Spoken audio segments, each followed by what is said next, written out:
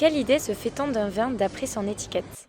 On va vous raconter la petite histoire d'une recherche que nous avons menée. L'histoire débute pour les étudiants de 3 masters en marketing de l'Université de Montpellier, lors de notre entrée en Master 2. On avait déjà rédigé le mémoire de recherche en Master 1 et un prof débarque pour nous donner un cours de méthodologie avancée de la recherche en marketing. On s'est demandé du coup ce qu'on allait faire avec lui. Je me souviens que M. Lombardo nous a lancé un défi lors du premier cours. Il nous a dit, ok, donc si vous êtes chaud, plutôt que de faire un cours magistral assez classique, pour chaque partie, je fais cours et on l'applique directement à une recherche. Donc en fait, étape par étape, on écrit un papier ensemble et on ira le présenter au grand congrès annuel de l'Association française du marketing. Waouh!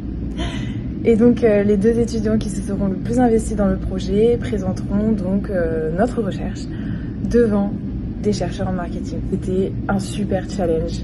Il nous a donc proposé de faire une expérience sur des étiquettes de vin. Et les 3 classes de master se sont vraiment bien motivées puisque on l'a fait. Oui Dédé, nous sommes allés présenter notre recherche au grand congrès annuel de l'Association française du marketing. Donc la première étape de la recherche est la revue de littérature. Donc ça consiste à faire une synthèse de tout ce qui a déjà été fait sur le sujet. Donc le prof nous a distribué à chacun 1 ou 2 articles de recherche sur le sujet qu'on devait ensuite présenter en 3 minutes à la classe et mettre en avant ce qui était important pour notre propre recherche. À la deuxième séance et au fur et à mesure des présentations, le prof anime pour qu'on écrive ensemble un plan détaillé au tableau et qu'on formule les hypothèses à tester. Alors en super résumé, dans la littérature, on apprend que le rôle et la perception des étiquettes de vin sont hyper importants. Les choix des vins sont basés spécifiquement sur la valeur esthétique et le caractère distinctif de l'étiquette.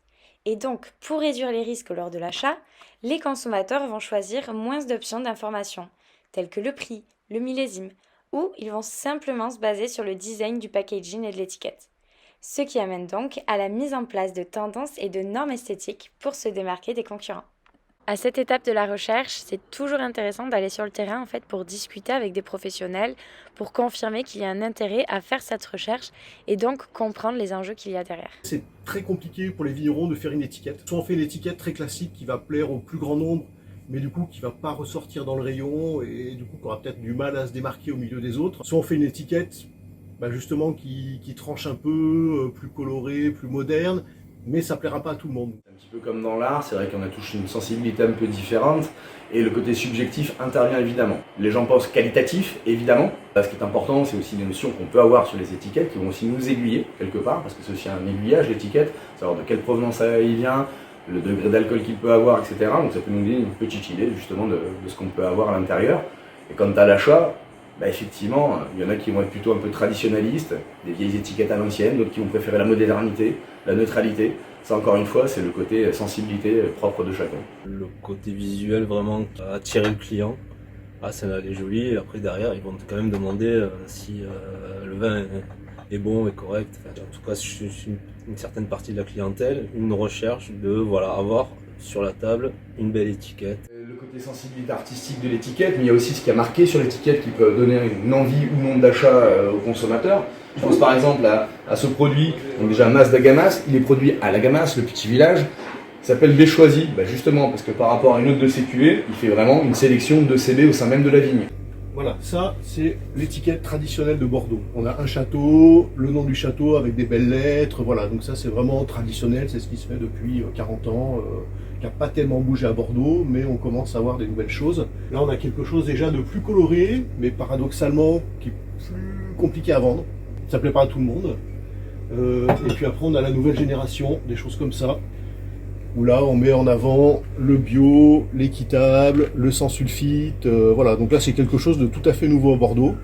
Je pense à celle-là, je pense même à celle-ci. Là on a un Bordeaux présenté dans une bouteille bourguignonne, avec un QR code, voilà. Donc là on est vraiment sur les Bordeaux nouvelle génération.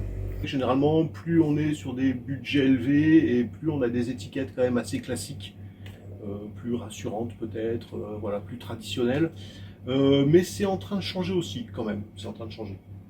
On commence à trouver des vins de tarifs un petit peu plus élevés avec des étiquettes, alors peut-être faites par des artistes ou voilà, des choses comme ça. Donc on commence à trouver des choses un petit peu plus décalées.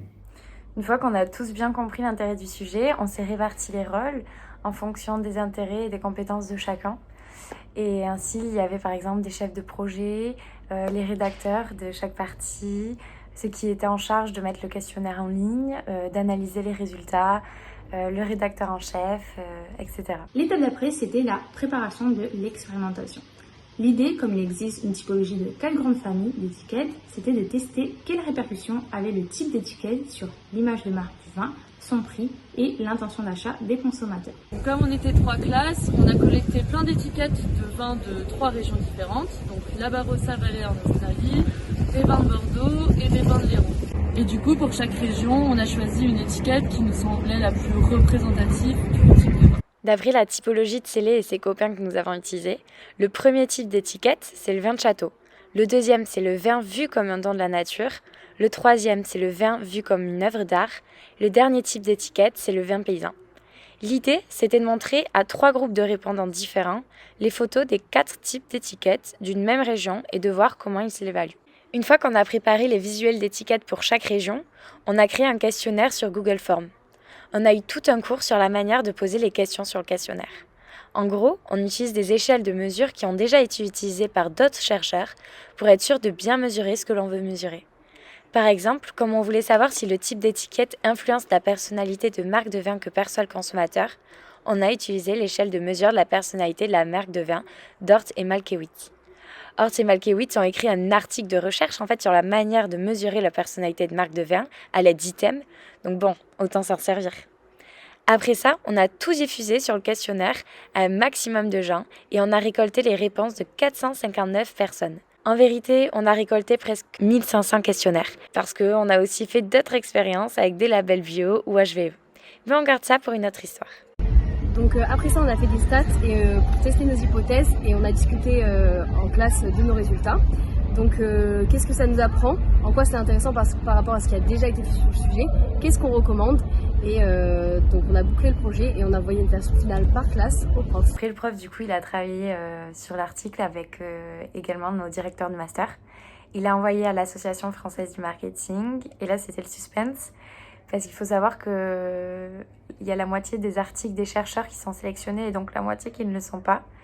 Et au final, on a réussi. Donc c'est parti pour Van. Donc maintenant pour les apports de la recherche, cette recherche s'inscrit dans la continuité des travaux de Hoffman et al. En 2020 sur les décisions d'achat alimentaire et il souligne donc l'importance d'une meilleure compréhension du lien entre d'une part les attributs extrinsèques des produits comme la marque, l'étiquette ou la région d'origine. Je mentionne rapidement les apports managériaux. Petite carte de Bordeaux qui est peu connue et qui souhaite développer sa marque, on va lui recommander d'adopter une étiquette évoquant la nature, voire l'œuvre d'art.